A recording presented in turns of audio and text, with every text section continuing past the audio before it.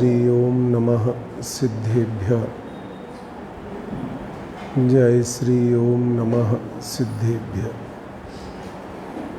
नमो अरिहंताणं, नमो सिद्धाणं, नमो आयरियाणं, नमो वज्रायाणं, नमो लोये सव्वसाहुणम्। ओंकारं बिंदु संयुक्तं नित्यं ध्यायन्ति योगिनः कामदं मोक्षदं चैव। ओंकाराय नमो नमः। अविरल शब्द घनौघ प्रक्षालित सकल भूतल कलंका। मुनि भी उपासित तीर्था सरस्वती हरतु नो दुर्तान। अज्ञान तिमिरान ध्यानाम ज्ञानांजन्य शलाकया चक्षुरुन्मीलितं येन तस्मै श्री गुरुवे नमः। श्री परम गुरुवे नमः। परंपराचार्य गुरुवे नमः। सकल कलुष विध्वंसकम श्रेयसाम परवर्धकम धर्म संबंधकम भव्य जीव मनः प्रतिबोधकारकम पुण्य प्रकाशकम पाप प्रणाशकम इदम शास्त्रम श्री समय सार नामधेयम। अस्य मूल ग्रंथ कर्तारः श्री सर्वज्ञ देवा, तदुत्तर ग्रंथ कर्तारः श्री गणधर देवा, प्रतिगणधर देवा, तेषां वचनानुसार मासाद्य आचार्य श्री कुंद कुंद देव विरचितम श्रोतारः सावधानतया शृण्वन्तु। मंगलम भगवान वीरो मंगलम गौतमो गणी मंगलम कुंद कुंदाद्यौ जैन धर्मोस्तु मंगलम। सर्वमंगल मांगल्यम सर्वकल्याणकारकं प्रधानं सर्वधर्माणां जैनं जयतु शासनम्।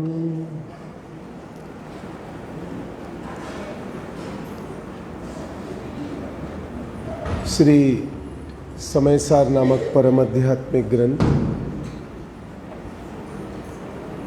आचार्य भगवान कुंद कुंद द्वारा प्रणीत, आचार्य भगवान अमृतचंद्र देव द्वारा टीकाकृत। इस ग्रंथादिराज की संवर अधिकार की अपनी पहली गाथा चल रही है, जिस पर अपन रोज पूज्य गुरुदेव श्री के भी मार्मिक प्रवचनों का हमें लाभ मिल रहा है। हम भी उसी आधार से इस गाथा के भाव को समझने की चेष्टा कर रहे हैं। एक जो बारंबार हम जो पिछले 4 दिन से इस गाथा पे पूज्य गुरुदेव श्री को वाणी को सुन रहे हैं, इसमें एक बहुत विशिष्ट बात है इस गाथा में। इस टीका में मोहित बहुत विचित्र बात है। विचित्र माने बहुत विशिष्ट बात है। क्या विशिष्ट बात है? अभी तक जितना भी जिनागम में हमने जितने भी भेद विज्ञान की चर्चा की, उसमें आत्मा को आधार लिया और परिणति को आधेय लिया। आधार किसको लिया? आत्मा को। द्रव्य स्वभाव को आधार लिया और द्रव्य के आधार से होने वाले परिणमन को, परिणति को आधेय लिया। क्यों? क्योंकि वो द्रव्य के आधार से होते। इस गाथा की क्या विशिष्टता है? इसमें पर्याय को आधार लिया और द्रव्य को आधेय लिया। क्यों ऐसा किया आचार्य भगवंतों ने? क्यों? प्रदीप जी, बहुत बड़ा प्रश्न है ये। क्यों ऐसा विशिष्ट उपदेश आचार्य देव ने ऐसा विशिष्ट उपदेश क्यों दिया? क्योंकि संसारी अज्ञानी जीवों को पर्याय का परिचय है, पर्याय का अनुभव है अनादिकाल से। और पर्याय का परिचय और पर्याय के अनुभव के कारण से वो उस द्रव्य स्वभाव तक पहुंच नहीं पा रहा है, क्योंकि जो वर्तमान में व्यक्त पर्याय है उसी को ही वो आत्मा स्वीकार कर रहा है। यहाँ ये जो विशिष्ट शैली है आचार्य अमृतचंद्र भगवान की, वो कहते हैं कि जिस ज्ञान क्रिया में आत्मा जाना, तो ज्ञान क्रिया आधार और आत्मा आधे। क्यों? क्योंकि ये आत्मा है। ये किसमें जाना? ख्याल में है ना? ये आत्मा है लोहाड़िया जी। ये किसमें जाना? किसने जाना कि ये आत्मा है? ज्ञान क्रिया ने आ जाना, इसलिए यह आत्मा ज्ञान के आधार से है। ज्ञान के आधार से जानने में आया, ये शैली की विशिष्टता है। यद्यपि तो वो कहते हैं कि जब तक द्रव्य स्वभाव का निर्णय नहीं होगा तब तक पर्याय का विकार दूर नहीं होगा, क्योंकि पर्याय के विकार को दूर करने से पर्याय का विकार दूर होता नहीं है। क्यों नहीं होता है? क्योंकि पर्याय का स्वरूप एक समय का है। पर्याय से पर्याय नहीं होती, पर्याय के ज्ञान से वस्तु का निर्णय नहीं होता। वस्तु का निर्णय वस्तु के आधार से होता है। फिर भी यहाँ क्यों भिन्नता बतानी है कि आचार्य देव को ये जो अनादि से क्रोध मान माया लोभ के जो मेरे भाव हैं, विकारी भाव हैं, जिन विकारी भावों को मैं अपना स्वरूप मानता हूँ, जिनको मैं आत्मा के आधार से मानता हूँ, उनकी भिन्नता आचार्य भगवान ने कराई है। क्योंकि संवर का अधिकार है ना, वो पहली ही गाथा है। संवर अर्थात मुक्ति मार्ग की शुरुआत, मुक्ति मार्ग का प्रारंभ, अनंत आनंद के स्वरूप का प्रारंभ। ख्याल में आ रही है ना बात?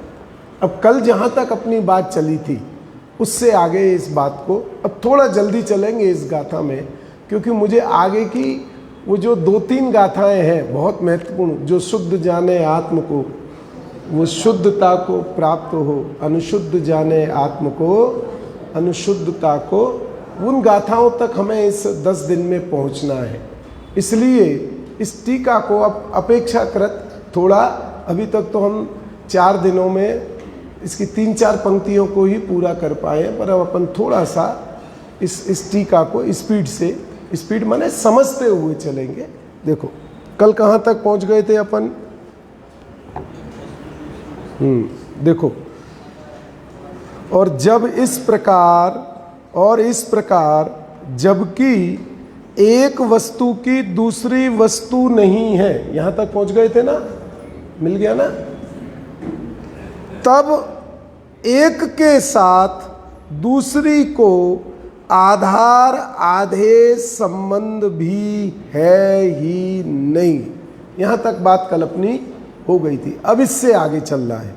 इसलिए प्रत्येक वस्तु का अपने स्वरूप में प्रतिष्ठा रूप, दृढ़ता रूप, रहने रूप ही आधार आधे संबंध है। ये बात कल कैसे सिद्ध की थी? प्रत्येक वस्तु का अपने स्वरूप में प्रतिष्ठा रूप, रहने रूप, आधार आधे संबंध है। कल ये कैसे सिद्ध की थी? याद है किसी को? है? नहीं, आकाश द्रव्य का तो बहुत पहले दिन उदाहरण लिया। ये कल कैसे सिद्ध की थी? लोक में 6 द्रव्य हैं। याद आ गई? लोक में कितने द्रव्य हैं? 6 द्रव्य। अब याद आया? न्याय लगाना है हर जगह वस्तु का न्याय से विचार करना है। तो कभी भी जो बाह्य परिस्थितियां हैं अथवा बाह्य संबंध से जो स्वरूप विपरीतता होती है वो होगी नहीं। कैसा न्याय? कि लोक में 6 द्रव्य हैं, जीव अनंत हैं, उद्गल परमाणु उससे अनंत गुने ज़्यादा, स्कंद और परमाणु उससे अनंत गुने ज़्यादा है। धर्मास्तिकाय एक है, अधर्मास्तिकाय एक है, आकाश एक है और काल असंख्यात द्रव्य है, लोकाकाश प्रमाण। तो वो कब से है? अनादि से। कब तक रहेंगे? अनंत काल तक। वर्तमान में भी है। तो जितनी संख्या अनादि से थी वही वर्तमान में है कि किसी में कुछ गड़बड़ हुई है? जितने आज हैं उतने ही अनंत काल बाद रहेंगे कि उनमें कुछ गड़बड़ हो सकती है? नहीं हो सकती है। तो कैसे रहेंगे? किसके भरोसे रहेंगे? भगवान के भरोसे रहेंगे? किसके भरोसे रहेंगे? अरे कोई ना कोई भरोसा तो भाई, या तो कोई ऐसा ऊपर वाला हो जो वस्तु को वस्तु रूप रखे, या तो भगवान के भरोसे रहे। किसके भरोसे रहेंगे वो द्रव्य जो अनादि काल से हैं और अनंत काल तक यथावत रहेंगे? वो किसके भरोसे रहेंगे? अपने स्वरूप के भरोसे रहेंगे ना। तो ये समझ में आया ना? इसलिए प्रत्येक वस्तु का न्याय समझ में आ रहा है। इसलिए प्रत्येक वस्तु का अपने स्वरूप में प्रतिष्ठा रूप, दृढ़ता रूप, रहने रूप ही आधार आधे संबंध है। अपने स्वरूप में रहने रूप आधार आधे संबंध प्रत्येक वस्तु का अपने अंदर में स्वबिल्ड है। स्वबिल्ड समझते हैं ना? उसकी अपनी स्वरूप रचना इस प्रकार की है कि कोई भी परमाणु, कोई भी चैतन्य प्रदेश इधर उधर रंच मात्र भी नहीं हो सकता है। बहुत इस बात को बहुत गहराई से, बहुत शांति से ये जो अज्ञान उत्पन्न होता है ना, ये अज्ञान का कारण इसीलिए उत्पन्न होता है कि वस्तु के स्वरूप का यथार्थ निर्णय नहीं होता है। देखो स्वरूप का निर्णय कैसे होता है? माँ का स्वभाव क्या होता है? माँ का स्वभाव माँ की अपेक्षा से, मातृत्व की अपेक्षा से करुणामयी, शांतिमयी, ममतामयी, यही तो प्रदीप जी, यही तो माँ का स्वभाव होता है कि कुछ और होता है? माँ के नाम से माँ शब्द जब आया तो ममतामयी, करुणामयी। अब आपने कभी माँ को किसी माँ को गुस्सा होते हुए देखा है कि नहीं? बच्चों को थप्पड़ मारते हुए देखा है कि नहीं? नाराज होते हुए देखा है कि नहीं बच्चों के ऊपर? सब बहनों से पूछ रहा हूँ, आप ही का उदाहरण है। अरे कैसी बात करते हो? वो किसी की माँ अगर तेज हो ना तो उसके बच्चे क्या कहते हैं उससे? ऐसी माँ हो तो सासू की क्या जरूरत है? क्या बोलते हैं? अगर माँ ऐसी हो तो फिर सासू की जरूरत है। तो माँ का स्वभाव क्या है? देखो अपने को तो इस सिद्धांत को समझना है, बहुत गहराई से समझना है। माँ का स्वभाव करुणा है, ममता है। तो माँ की परिणति कैसी है? खाली करुणा और ममतामयी है? परिणति कैसी है? कि परिणति में क्रोध भी है, परिणति में ममता की जगह और भी है। बच्चों के प्रति बात चल रही है। अन्य माँ शब्द पुत्र या पुत्री की अपेक्षा से ही संभवित है। तो पुत्र पुत्री की अपेक्षा से ही उस माँ शब्द का हमें निर्णय करना है। तो परिणति में तो क्रोध भी है, परिणति में तो अन्य जो पिटाई विटाई के भाव भी हैं, बच्चों की हो जाती है ना छोटेपन में पिटाई, तो वो सब भी है। तो अब माँ का स्वरूप बदल देना चाहिए कि माँ का स्वरूप वो का वो ही रखना चाहिए? कैसा रहेगा माँ का स्वरूप? अब कोई मेहमान आए और माँ डांट रही हो तो बच्चे से ये कहेगा चल बेटा मेरे साथ, यहाँ तेरा रहने का जगह नहीं है, यहाँ तो तेरी माँ ऐसी है। बच्चा क्या कहेगा? अभी तुम माँ का स्वरूप नहीं जानते। वही बच्चा जो पिट रहा है, जो डांट खा रहा है, वही बच्चा क्या कहेगा कि अभी तुम माँ का स्वरूप जानते नहीं हो। जो देखा देखी बोल रहे हो ना, ऐसा नहीं है। न्याय समझ में आया कि नहीं आया? तो जब हम वस्तु को स्वभाव से देखते हैं, स्वरूप से देखते हैं, तो कभी हमारा अज्ञान, मोह और विकार उत्पन्न नहीं होगा। ये ध्यान समझना।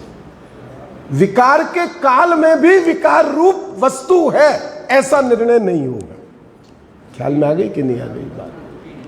जब मैंने मां के स्वरूप को जान लिया तो मां का गुस्सा भी मुझे ममतामय लगता है, क्योंकि वो गुस्सा है वो इसके हित के लिए है, अहित के लिए नहीं है। जो डांट पड़ रही है, जो कदाचित पिटाई हो गई है, वो इसके हित के लिए है, अहित के लिए नहीं है। जब पिटाई को भी हित के रूप जाना, डांट भी हित रूप जाना, गुस्से को भी हित रूप जाना, क्यों जाना, कैसे जाना, कैसे जाना? परिणति तो ऐसी है। फिर भी आप कहते हो कि करुणा है, ये कैसे कह सकते हो? समझ में आए ना?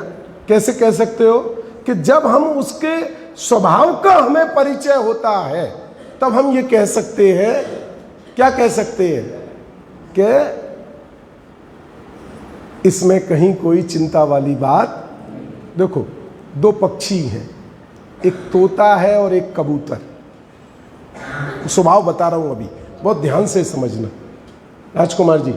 एक तोता और एक कबूतर, दोनों ही समझो ना दाना वाना खाते हैं, दोनों, कोई बात नहीं।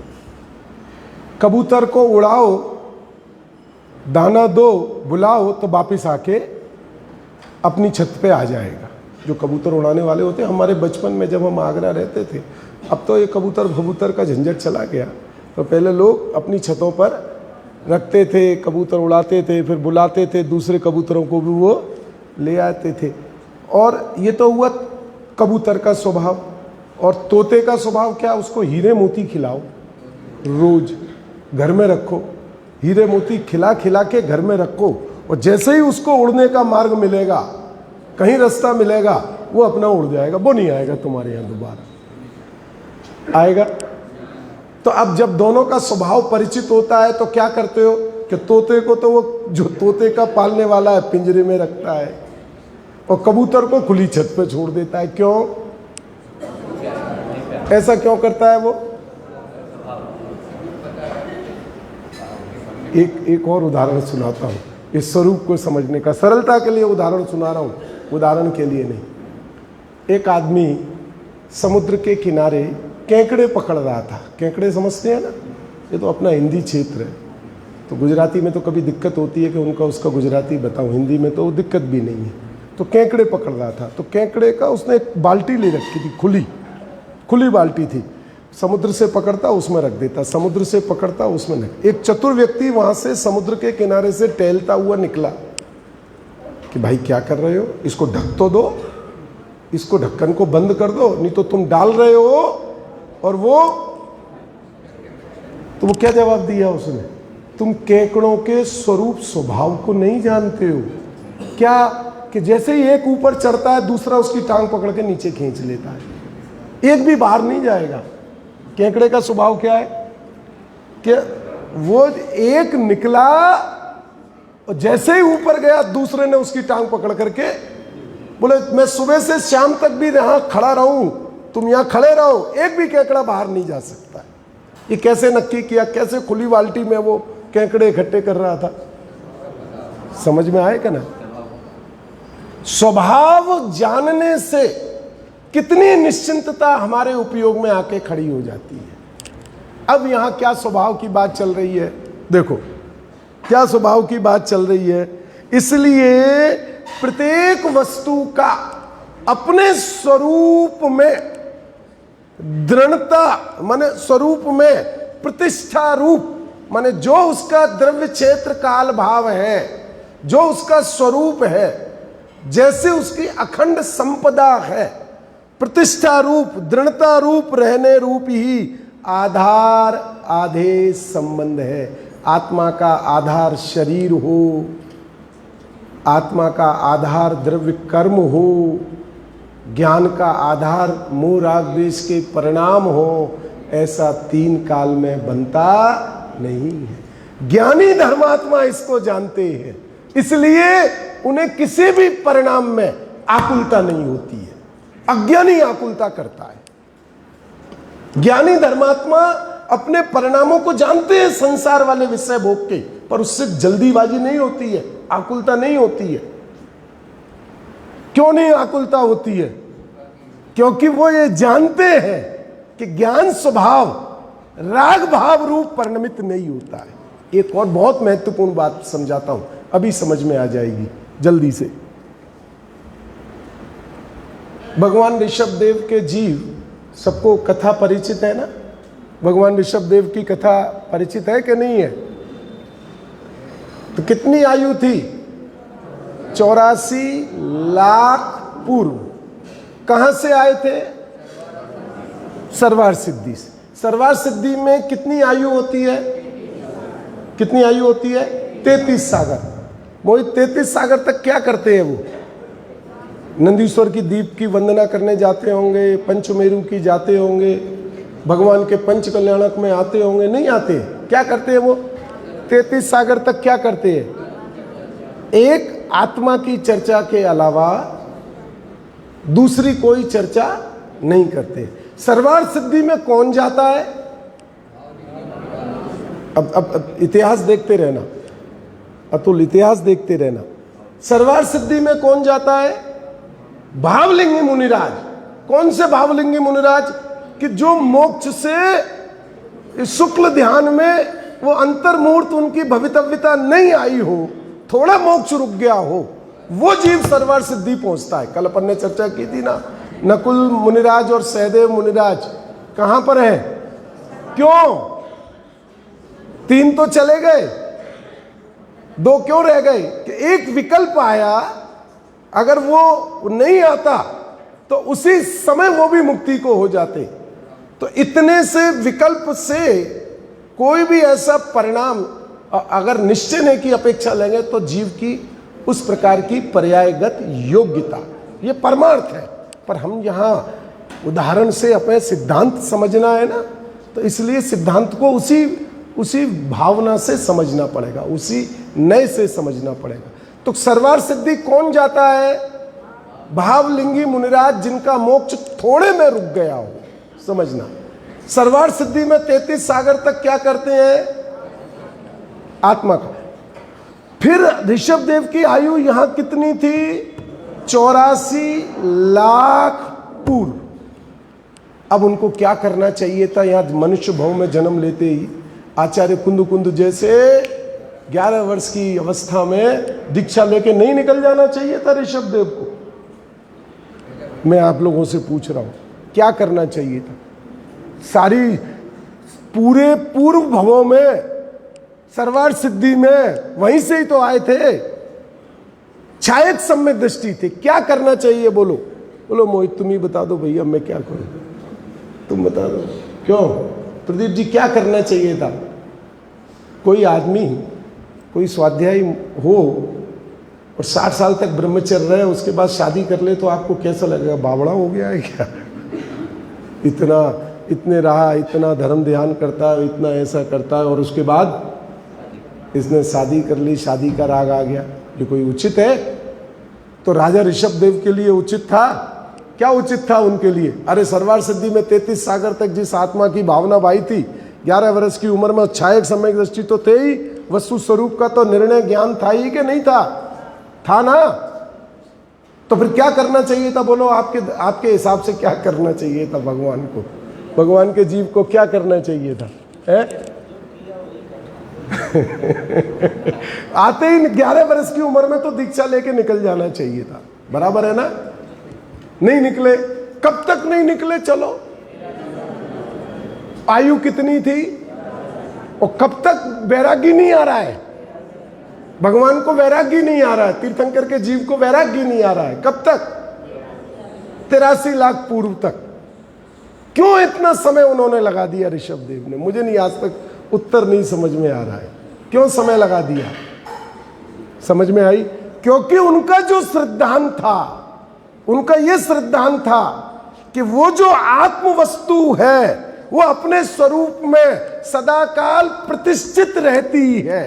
विकारी भावों से और निर्मल भावों से उस वस्तु में कोई फर्क नहीं पड़ता है। इसलिए पर्यायगत योग्यता में निर्मलता को प्राप्त करने के लिए 83 लाख पूर्व तक भी पुरुषार्थ जागृत नहीं हुआ, पर उससे वो चिंतित नहीं हुई। समझ में आया कि नहीं आया? हमारी बैंक में एफडी हो, बैंक में पैसा रखा हो, अब शाम को 4:30 बजे बैंक बंद हो गई, अब क्या करोगे? क्या करोगे? अब तो बंद हो गई बैंक, गया पैसा। क्या हुआ? बीच में शनिवार आ गया, इतवार आ गया और सोमवार की भी छुट्टी, अब मंगलवार तक। कितनी आकुलता। मिलेगा कब? मंगलवार को। 3 दिन बैंक बंद है, क्या करोगे? कितनी आकुलता रखोगे? क्यों नहीं? अरे है ना, खुलेगी, चले जाएंगे, जो आवश्यकता है वो लेकर के आ जाएंगे। समझ में आया? क्यों ऋषभदेव के जीव को 83 लाख पूर्व तक क्यों जल्दबाजी नहीं हुई?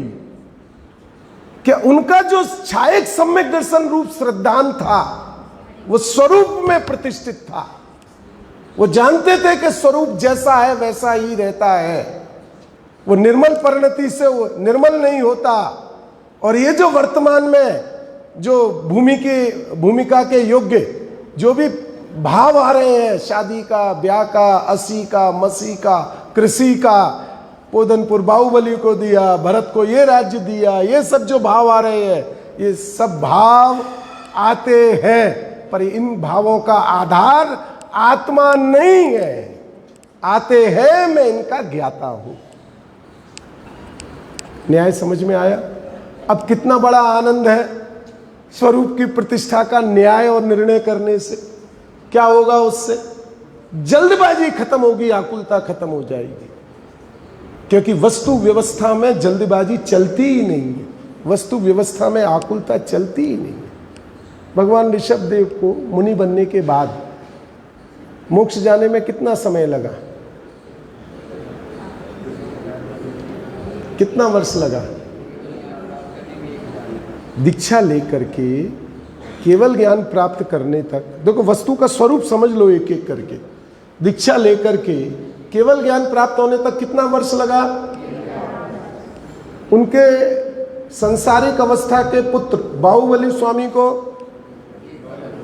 ऊपर है तीनों, आपके ऊपर तीनों है ना, बाहुबली स्वामी को और भरत को। क्यों भैया? कुछ पुरुषार्थ में कमी थी क्या? ऋषभदेव के पुरुषार्थ में कुछ कमी थी क्या? वो तो तीर्थंकर के जीव थे। क्यों ऐसा हुआ? अब 1000 वर्ष तक मुनि ऋषभदेव को कितनी आकुलता रही होगी, केवल ज्ञान नहीं हो रहा है, केवल ज्ञान नहीं हो रहा है, केवल ज्ञान नहीं हो रहा है। 1000 वर्ष हो गया, केवल ज्ञान, कितनी आकुलता रही होगी। हमें तो छोटी सी चीज में आकुलता हो जाती है। क्यों नहीं आकुलता रही? क्यों आकुलता नहीं रही? कि जब जिस पर्याय को जब आना हो आए, मैं तो स्वरूप से परिपूर्ण हूं। ख्याल में आया कि नहीं आया? वो पर्याय मुझे परिपूर्ण नहीं करेगी। न्याय समझना बात को। वो पर्याय से मेरी परिपूर्णता नहीं है, मैं तो स्वरूप से परिपूर्ण हूं। कहां से उनको ऐसा श्रद्धान हुआ? इतना अडिग श्रद्धान वस्तु व्यवस्था का कहां से आया? यहां से आया कि प्रत्येक वस्तु अपने स्वरूप में प्रतिष्ठा रूप, दृढ़ता रूप रहने रूप ही आधार आधे संबंध है। वस्तु अन्य रूप नहीं होती, आत्मा स्त्री रूप नहीं होता, आत्मा पुरुष रूप नहीं होता, आत्मा बालक रूप नहीं होता, आत्मा शुभ भाव रूप नहीं होता, आत्मा अशुभ भाव रूप नहीं होता। आत्मा तो आत्मा रहता है। और ऐसा आत्मा कहाँ परिचय में आता है? कि ज्ञान क्रिया में। देखो यहां लेना क्या है? ऐसे आत्मा का परिचय कहाँ होता है? ज्ञान क्रिया में, राग की क्रिया में, अज्ञान की क्रिया में ऐसे आत्मा का परिचय नहीं होता। ये बात समझ में आ रही है? ये इस गाथा का मर्म है जो हमें बहुत गहराई से, शांति से, जिसको अपने एक हमारे मुझे तो पुराने उदाहरण आपके सामने बहुत याद आ जाते हैं। एक वो केसरी मल जी धवल थे ना, महाराष्ट्र वाले, अभी तो शांत हो गए थोड़े, एक पिछले साल ही शांत हुए हैं ना। वो हमारे मलाड ईस्ट में आए थे एक बार प्रवचन करने को, केसरी चंद जी धवल लगाते थे, धवल जी बोलते थे, सब जगह आए होंगे, सब जानते हैं। बाद में थोड़ा उनका कम आना हो गया, सन 90 के बाद में, 85 के बाद में, फिर एक जगह वो यहाँ भी आ चुके हैं ना। वो एक बहुत बढ़िया वो बोलते थे बात, जो पर्याय की अदा पे फिदा होता है वो गधा होता है। क्या बोलते थे वो? जो ये अपनी बात याद आ गई।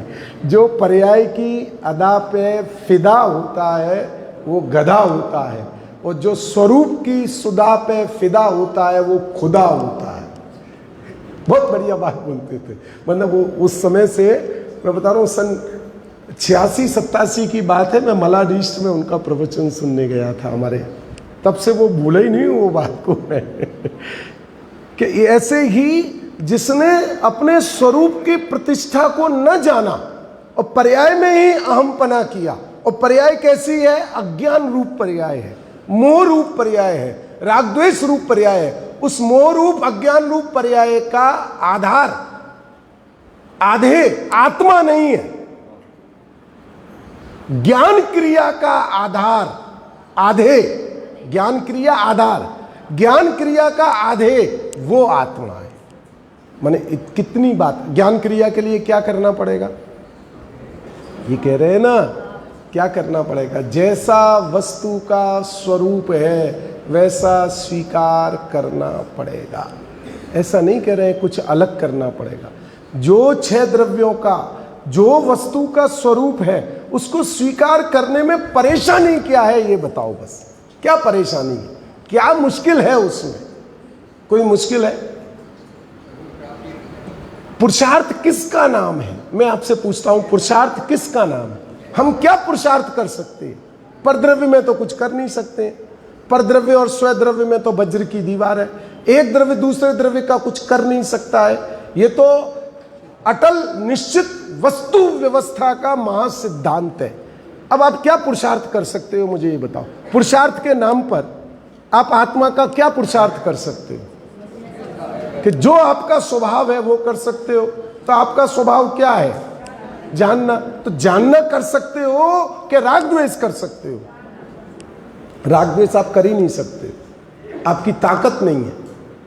पहले दिन बताया था ना, दूसरे दिन बताया था कि सिद्ध भगवान चाहे तो उनको करुणा का परिणाम नहीं आ सकता है, ममता का परिणाम नहीं आ सकता है, दया का परिणाम नहीं आ सकता है। क्यों नहीं आ सकता है? हमें आ सकता है। तो हम तो एक सीढ़ी, हम तो एक पायदान बड़े बराबर है ना। उनको नहीं आ सकता है, हमें आ सकता है। इसका मतलब क्या हुआ कि वो जो परिणाम है वो कर्माश्रित परिणाम है। बिना कर्म के उदय के उन भावों को लाना असंभव है। वो पराश्रित परिणाम है। वो आत्मा के विकारी भाव है, आत्मा की विराधना से उत्पन्न होते हैं। आत्मा की आराधना से वो भाव उत्पन्न नहीं होते हैं। जैसे ही वो भाव उत्पन्न हुए, इसका अर्थ है कि आत्मा की विराधना का प्रसंग हुआ होगा तो भाव उत्पन्न हुए। बात समझ में आ रही है कि नहीं आ रही? दादा एक बहुत अच्छा उदाहरण देते थे, डॉक्टर साहब, मुझे अभी याद आ गया। देखो, एक सेठ जी के घर में एक चौकीदार था। देखना, आत्मा की आराधना विराधना के लिए ये बात समझने जैसी है। एक सेठ जी के घर में चौकीदार था। रात को वो दरवाजे पे डंडा लेके बैठता था और वो बराबर ध्यान रखता था कि कोई ऐसी अप्रिय घटना ना घट जाए, कोई अंदर में घुस ना जाए, ऐसा। अब सुबह सुबह वो दौड़ा दौड़ा आया सेठ जी के पास। सेठ जी, मैंने ऐसा स्वप्न देखा है कि आज आप बाहर निकलना नहीं, आज बाहर कुछ अनर्थ होने वाला है। वो दादा कुछ और बोलते थे, मैं भूल गया हूँ। बाहर कुछ अनर्थ होने वाला है, ऐसा मैंने स्वप्न देखा है।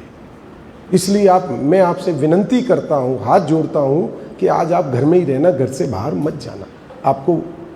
और भाग्य से ऐसा ही हुआ। उस दिन ऐसी कुछ अप्रिय घटना घटी। अगर वो सेठ जी बाहर निकलते तो कुछ ना कुछ बहुत बड़ी दुर्घटना उनके साथ हो जाती। अब वो दिन निकल गया। दूसरे दिन सेठ जी ने उस चौकीदार को अपने पास बुलाया। चौकीदार सोचा कि आज तो मैं मालामाल हो गया और मुझे तो आज खूब सारा, क्योंकि सेठ जी की प्राणों की रक्षा की है, आज तो मुझे खूब सारा धन मिलेगा और मैं तो सब राजा हो गया। सेठ जी ने उसकी अभी तक की पगार दी और 100 रुपया और दिया कि बेटा अब हमारे यहाँ तेरा काम। वो घबरा गया, क्या कर रहे हो? मैंने तो आपका प्राण बचाया, मैंने तो आपकी रक्षा की, प्राण बचाए। मैं तो इस अपेक्षा से आया हूं। मैंने घरवाली पत्नी से कहा, वो तो कह गया अब हमारी दरिद्रता दूर हो गई, अब तो सेठ जी माला माल कर देंगे। सेठ जी ने मालूम है क्या कहा? तुम्हें काय के लिए रखा था? चौकीदारी के लिए। और सपना किसको आता है? सपना किसको आता है? सोने वाले को। तो इसका मतलब है कि तुम्हारी जो ड्यूटी थी उस ड्यूटी में तुमने ड्यूटी नहीं की। ठीक है ना? तो 100 रुपये तो इस बात के कि तुमने मुझे बताया, और नौकरी इस बात से निकाली जा रही है कि तुम अपनी ड्यूटी पे सो रहे हो। समझ में आ गई कि नहीं आ गई बात? मोह राग द्वेष के परिणाम कैसे हैं? भगवान का रास्ता बताते हैं, हमें मोक्ष मार्ग बताते हैं, हमें ऐसा करते हैं। देवसास गुरु क्या करते हैं? हमारी मुक्ति के मार्ग को प्रशस्त करते हैं, सब कुछ करते हैं, हमें मुक्ति का मार्ग बताते हैं। बराबर है कि नहीं है? पर जब उन विकल्पों में रहते हो, जब शुभ भाव रूप विकल्पों में रहते हो, तब अपने ज्ञान स्वभाव की स्थिति कैसी होती है? आराधना रूप होती है कि विराधना रूप होती है? उन परिणामों को उत्पन्न करने में ज्ञान स्वभाव कार्य करता है कि विकारी द्रव्य कर्म आदि कार्य करते हैं? जो भाव कर्म तुम्हें उत्पन्न होते हैं वो आत्मा की विराधना रूप है कि आत्मा की आराधना रूप है? अंतर समझ में आ रहा है कि नहीं आ रहा? मैं किसी भी उत्कृष्ट भाव में जाऊं, वहां मेरी विराधना का प्रसंग आ जाएगा, वहां मैं अपने अनंत सुख से वंचित हो जाऊंगा। इसलिए एक महासिद्धांत यहां निकल करके आया। क्या निकल करके आया? क्या निकाला महासिद्धांत आज? कि आत्मा ज्ञान स्वभाव सदा काल प्रत्येक द्रव्य अपने स्वरूप में ही प्रतिष्ठित रहता है, वह किसी भी प्रकार से अन्य भाव रूप परिणमित नहीं होता। अब कितनी चिंताएं हमारे माथे पे आके खड़ी हो सकती है, ये बताओ। एक चिंता को लाके खड़ा कर दो तो बता देना। एक आकुलता उत्पन्न करना चाहो तो आकुलता उत्पन्न नहीं होगी। क्यों? क्योंकि स्वभाव निराकुल है, स्वभाव शांति में है, स्वभाव सुख में है। स्वभाव के आश्रय से ना दुख उत्पन्न हो सकता है, ना अशांति उत्पन्न हो सकती है, और ना आकुलता। किसका स्वभाव है ये? कब नहीं होगा? जब कब है? तो अब क्या करना चाहिए? अब क्या करना चाहिए कि ऐसे स्वभाव को मेरी पर्याय क्यों प्राप्त नहीं कर पा रही है? ऐसे स्वभाव को प्राप्त करने में मेरा ज्ञान क्यों पुरुषार्थ नहीं कर पा रहा है? इतना खेद आए उतना चलेगा कि मैं इस स्वभाव को प्राप्त करूं। मैं ऐसा हूं तो मैं अपने स्वभाव को प्राप्त करूं। मेरी निधि अन्य निधि रूप नहीं होती है, मेरा द्रव्य अन्य द्रव्य रूप नहीं होता है। ये महासिद्धांत हमें इस जिनवाणी के आश्रय से समझना है, आचार्य कुंद भगवान की वाणी से समझना है। यही मुक्ति, और ये जो प्रारंभ होता है ना, ये है मुक्ति का मार्ग। मैं आपको बहुत अच्छी बात बताता हूँ, जो अब गाथा तो ले लूँगा जो होगी, पर मैं मेरे को ऐसा भाव आता है कि आप बेसिक जो हैं महासिद्धांत हैं उनको समझो। जो बेसिक महासिद्धांत हैं, जो न्याय हमारे उपयोग में आकर के एक बार बैठ जाएगा, तो फिर ये जो परिणति में आकुलता है, विकार है, ये अपने आप नाश हो जाएगा। हमें क्या दिशा रखनी है, हमें किसका अभाव करना है। अब निमित्त अपेक्षा से बात करो। हमारे पास अभी राग भी है।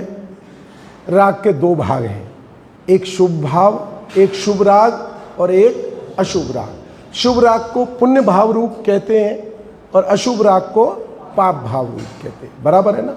और ये 24 घंटे हमें परेशान कर रहे हैं, परेशान कर रहे हैं माने कहीं ना कहीं, कभी आज अब कसाई की महामंदता है, मोह की महामंदता है, तो अब 1 घंटे यहाँ प्रवचन में बैठे और फिर उसके बाद सीधे दुकान चले जाएंगे, तो वहाँ मोह की मंदता से काम होता है? वहाँ कैसे काम होगा? तो वहाँ की मोह की तीव्रता आएगी। माने जो कसायों का जो जिस प्रकार का उदय है, उस उदय के अनुसार वो काम होगा। अब हमें चिंता काय बात की रहती है कि ये पाप भाव टले, ये जो तीव्र कसाय के भाव ये टले, ये टले, ये टले, ये कम हो जाए, ये कम हो जाए, ये कम हो जाए। और जैसे ही प्रशस्त राग रूप रहता हूँ तो अपने आप को बहुत हल्का महसूस करता हूँ, हल्का महसूस करता हूँ। ठीक है, स्वाध्याय में जाता हूँ, पूजा में सुबह अभिषेक में भगवान के पहुँच जाता हूँ, मैं 3 घंटे दिन में भी स्वाध्याय करता हूँ, फिर ये YouTube पे भी सुनता हूँ। पंडित जी ऐसा नहीं है, और जो भी शक्ति होती है उसके अनुसार दान आदि भी देता हूँ, जीवों की दया भी पालता हूँ। तो अब ये जो मेरी जो परिणति है, एक में भारीपन और एक में हल्कापन, क्या मान के करते हो? और क्या सोचता है कि ये पाप भावों को मुझे दूर करना चाहिए और मुझे इन शुभ भावों में प्रवृत्ति करनी चाहिए। सही बात है, जब ऐसा करते हो तो क्या होता है? अब न्याय समझना बहुत बढ़िया, वस्तु व्यवस्था का गजब का न्याय समझना। होता क्या है कि मैं पाप भाव दूर कर सकता हूँ, मैं पुण्य भावों को ला सकता हूँ, ठीक है ना, और करता भी हूँ। मैं पाप भावों को दूर कर सकता हूँ, मैं पुण्य भावों को ला सकता हूँ। तो मैंने पाप भावों को दूर किया, कसाई की तीव्र दूर की, तो बंध कैसा होगा? शुभ बंध होगा, भला बंध होगा। कर्म कैसे बंधेंगे? भले बनेंगे। कर्म की प्रकृतियाँ कैसी बंधेंगी? प्रशस्त बंधेंगी। शुभ भाव रूप हुआ तो क्या होगा? तो अब जब भली प्रशस्तियाँ बंधेंगी प्रदीप जी, तो क्या होगा? अगले भाव में उदय बढ़िया आएगा। क्या होगा? देवादि गति मिलेगी, उत्तम मनुष्य व भोग भूमि मिलेगी, आनंद ही आनंद होगा। कुछ कमाने धमाने की जरूरत ही नहीं है। तो पंचम काल में कहाँ से आ गए हम, इतनी मुश्किल में पड़ गए। कमाना भी है, खाना भी है, चिंता भी करनी है, बच्चों की भी संभाल करनी है, सब कुछ इतनी। पर जब जो मैं अभी बंद करूँगा, इससे क्या होगा? बढ़िया होगा। बढ़िया क्या होगा? अब ये समझना बात को। ये जो कर्तापने का भाव है, हमें संसार अभाव करना है कि भला संसार करना है? अभाव करना। अब ये जो कर्तापने का भाव है कि मैं पाप दूर कर सकता हूँ, मैं पुण्य भाव कर सकता हूँ, आत्मा को शुभ भाव करने चाहिए। अब समझना, जो भूमिका है उसी हिसाब से बात को समझना। ये करने चाहिए। ये कर्तापने का भाव क्या कहता है? ये कौन सा कर्म बांधता है? कर्तापने का भाव कौन सा कर्म बांधता है? मैं परद्रव्य का कर सकता हूं, परद्रव्य से मेरा भला बुरा होता है, मैं अप्रशस्त भाव पाप भावों को दूर करता हूं, करना चाहिए, कर सकता हूं, शुभ भावों को मैं ला सकता हूं, लाना चाहिए, लाता हूं। ये जो कर्तापने का भाव है, ये किस प्रकार के कर्म का बंद करता है? कौन बताएगा? कौन सा? मिथ्यात्व। कौन सा बंद करता है? अब न्याय समझना बहुत बढ़िया। ये कौन सा बंद करता है? मिथ्यात्व। अच्छा, शुभ भावों के फल में क्या होता है? इष्ट संयोग मिलते हैं, अच्छी गति मिलती है। अशुभ भावों के फल में क्या होता है? अनिष्ट संयोग मिलते हैं, खराब गति मिलती है। और मिथ्यात्व के फल में क्या होता है? नहीं, संसार बढ़ता है। क्या बढ़ता है?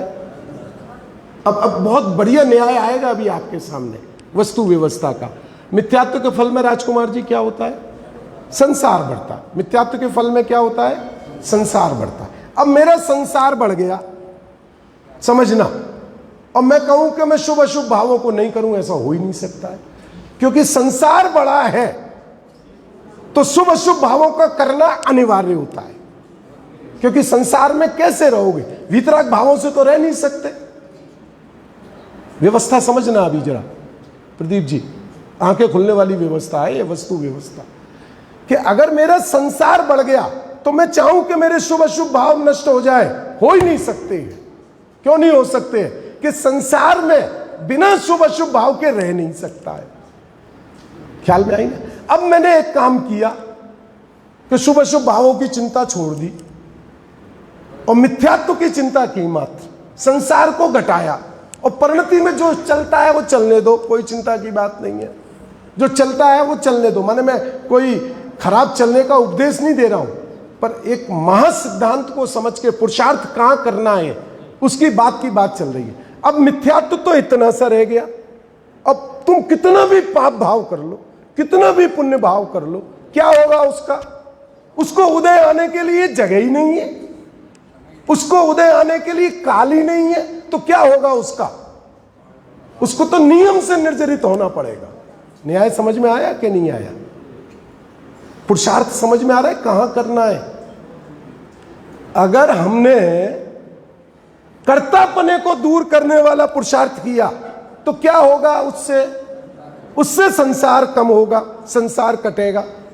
और अगर हमने कर्तापने का पुरुषार्थ बराबर रखा और शुभ भाव भी किए, उससे क्या होगा? उससे संसार बढ़ेगा और कर्तापने के भाव से संसार घटेगा।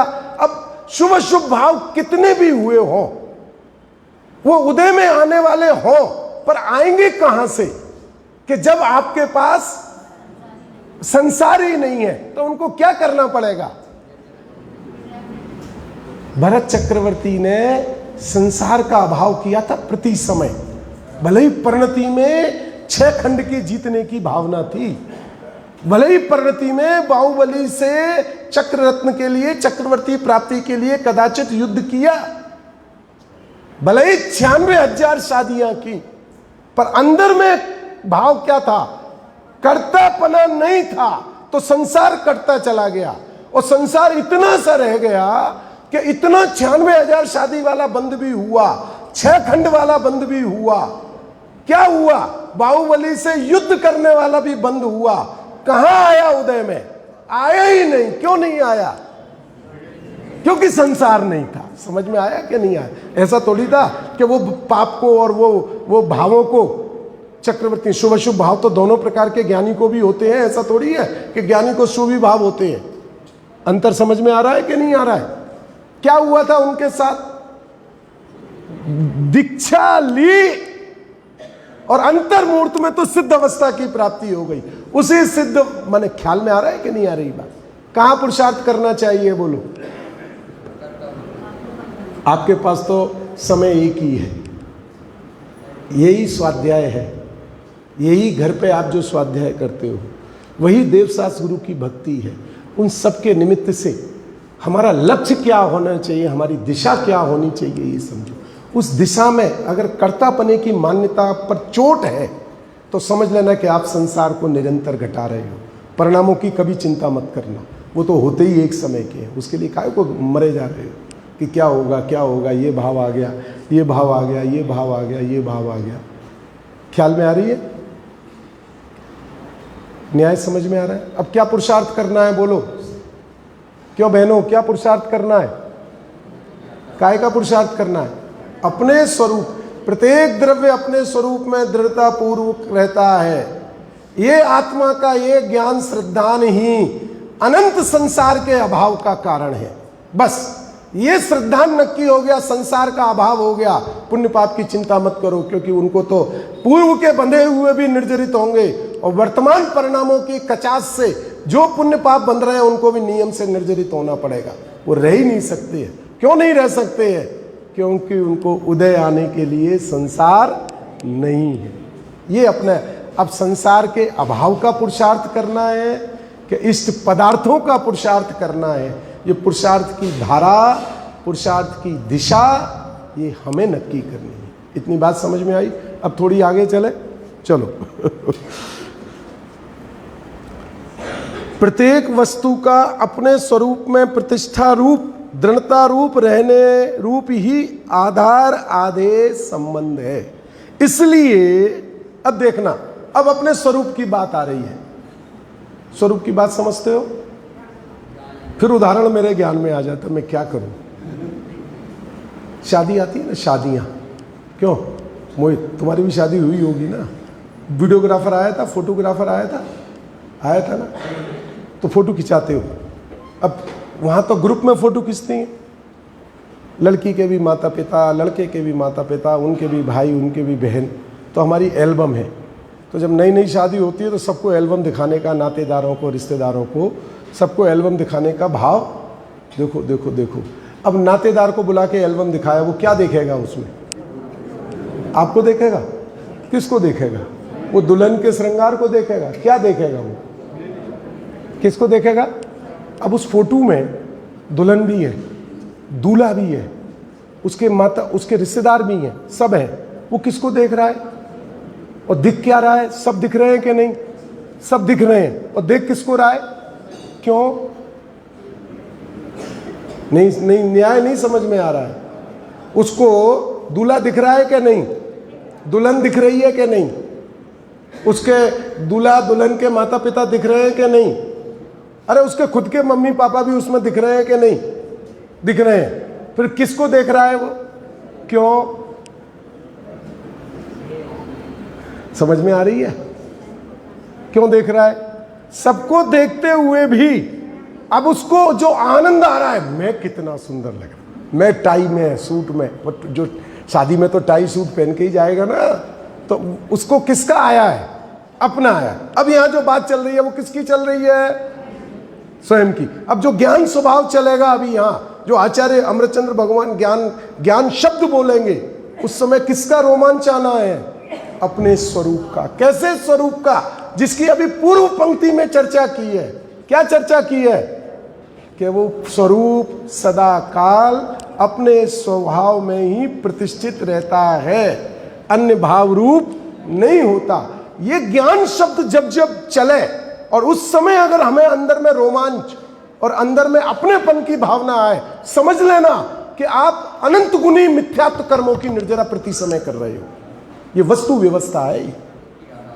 अनंत गुणी निर्जरा कर रहे हो मिथ्यात्व कर्मों की। जब इस ज्ञान में अपनापन आ जाए, ज्ञान शब्द से रोमांच आने लगे, आत्मा शब्द से अपने पने का रोमांच आने लगे, तो समझ लेना कि हमारी स्वाध्याय की दिशा, तत्व अभ्यास की दिशा, भेद विज्ञान की दिशा एकदम सही दिशा में चल रही है। और कहीं दूसरी जगह चला गया तो बहुत मुश्किल की बात हो जाएगी। निमित्त तो मोक्ष का है, पर उस मोक्ष के निमित्त से मोक्ष नहीं ले पाऊंगा मैं। देखो, इसलिए ज्ञान जो कि, अब ज्ञान माने अपना आत्मा ले लेना, ज्ञान जो कि जानन क्रिया रूप अपने स्वरूप में प्रतिष्ठित है। कहां है मेरा ज्ञान? अरे जो मेरी वर्तमान में जानने रूप क्रिया चल रही है उसमें है। पर साहब वो तो क्रिया तो राग द्वेष रूप है, जानने रूप कहां है? अभी जो मेरी क्रिया चल रही है वो तो कसाय रूप क्रिया चल रही है, जानने रूप क्रिया कहां है? ये तो उनकी बात है कि जिनकी जानने रूप क्रिया चल रही हो। ऐसा नहीं है। यहां तो वो ज्ञान क्रिया और क्रोधादि क्रिया दोनों अलग अलग है। ये बात आचार्य भगवान यहां वस्तु व्यवस्था से सिद्ध कर रहे हैं। क्रोध के समय भी ज्ञान की क्रिया भिन्न चल रही है। अरे ज्ञान भिन्न ही चलता है। ज्ञान कैसे क्रोधादि रूप हो सकता है?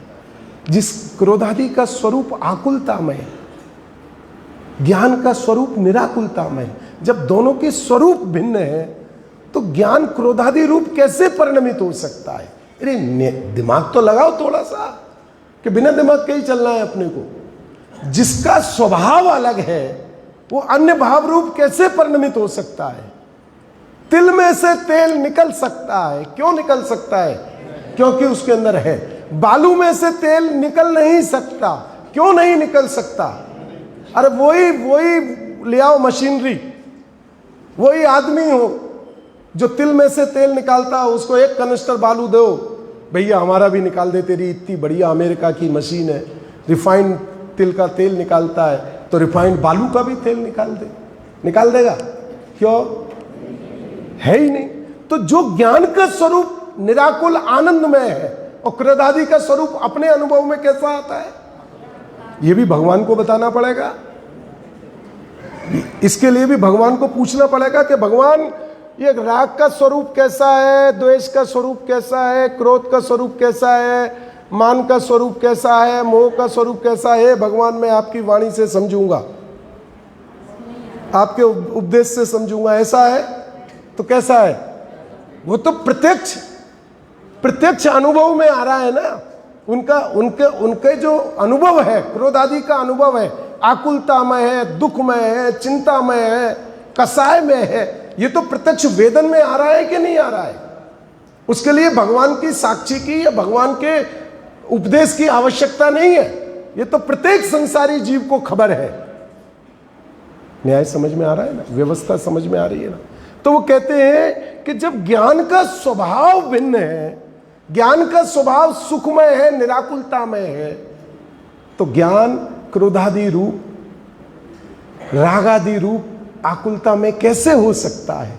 तो ज्ञान का आधार आधेय संबंध क्रोध मान माया लोभ से तीन काल में नहीं हो सकता। क्यों नहीं हो सकता है? कि दो भिन्न भिन्न वस्तुएं हैं। ये बात को अपन आगे अभी चलेंगे, तो इसको इतना ही पढ़ता हूं, आपका समय भी होने को आ गया। इसलिए ज्ञान जो कि जानन क्रिया रूप, अब यहां आनंद आना चाहिए। अनादिकाल से आज तक अनंत काल निगोद में रहा, अक्षर के अनंतवे भाग प्रमाण व्यक्त रहा ज्ञान, तो भी ज्ञान तो आत्मा उस अक्षर के अंतवे भाग प्रमाण में ही रहा। ध्यान से समझो अब बात को। ये नहीं अभी व्यक्त क्षयोपम की पर्याय तो बहुत अच्छी है आपकी, या आधार आधे किसको ले रहे हैं? जानन क्रिया को। निगोद में जानन क्रिया कैसी थी? अब न्याय समझना बात को, बहुत जरूरी है लोहाड़िया जी, बहुत अद्भुत बात है। निगोद में जानन क्रिया कैसी थी?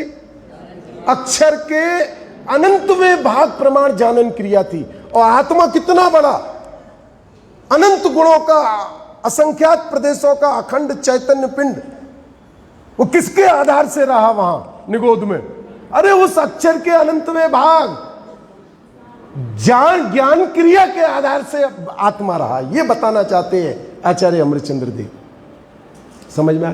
उस आत्मा में कोई कमी नहीं आई, व्यक्तता से उसको कोई फर्क नहीं पड़ता है। ज्ञान की व्यक्तता रही, क्योंकि ज्ञान की व्यक्तता और आत्मा अभिन्न है, भिन्न नहीं हो सकते। ये बात को समझेंगे। देखो, इसलिए मेरे को ये जब ये ऐसी पंक्तियां आती है ना स्वरूप वाली, मैं आगे बढ़ ही नहीं पाता हूँ, ईमानदारी से बोल रहा हूँ। मेरे को मतलब मेरे से आगे बढ़ना ही नहीं होता, क्योंकि समझना तो बस यही है, इसके आगे कुछ और समझने का होता ही नहीं है ही नहीं। इसलिए ज्ञान जो कि जानन क्रिया रूप अपने स्वरूप में प्रतिष्ठित है। कहाँ है ज्ञान? कहाँ है आत्मा? अरे जो वर्तमान में व्यक्त पर्याय है, इसमें ही भगवान आत्मा विद्यमान है। अरूपी आत्मा विद्यमान है, अविनाशी आत्मा विद्यमान है, अनंत गुणों का चैतन्य घनपिंड आत्मा, ज्ञान स्वभावी आत्मा इसी व्यक्त पर्याय में विद्यमान है। कि व्यक्त पर्याय में तो मोह राग द्वेष दिखाई दे रहे हैं कि मोह राग द्वेष का आधार आधेय संबंध मोह राग द्वेष से है, और ज्ञान का आधार आधेय संबंध ज्ञान क्रिया और ज्ञान गुण से है। अब इस बात को अपन कल समझेंगे। बहुत अच्छी चर्चा है, बहुत गहराई से, एकाग्रता से ये समझ लो ना कि इसको समझने मात्र से ही मिथ्यात्व में खलबली मच गई है आपके सबके, हमारे। अब वो मिथ्यात्व रहने वाला नहीं है। पर एक ही शर्त है कि जिस रुचि से हम इस अभ्यास को कर रहे हैं उसको बढ़ोतरी होनी चाहिए, उसमें प्रति समय वृद्धिंगता होनी चाहिए, बढ़ना चाहिए। बढ़ेगा इसका अर्थ है कि हमारा संसार